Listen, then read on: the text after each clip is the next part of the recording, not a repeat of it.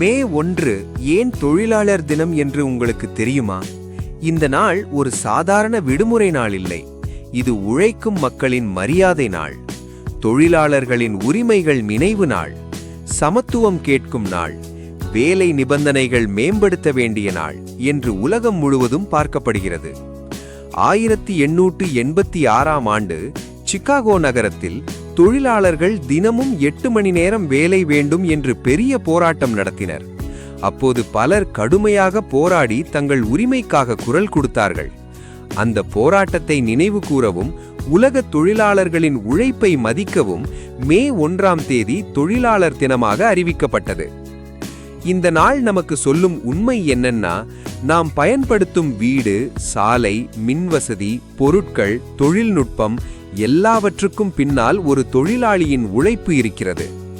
நாம் இன்று 8 மணி நேரம் வேலை பார்க்கிறோம் என்றால் அதற்காக யாரோ ஒரு நாள் போராடி உயர் தந்திருக்கிறார்கள். அதனால்தான் மே 1 தொழிலாளர் தினமாக கொண்டாடப்படுகிறது. உலகத்தை கட்டுவது கட்டிடங்கள் இல்லை, தொழிலாளர்களின் கைகள்தான்.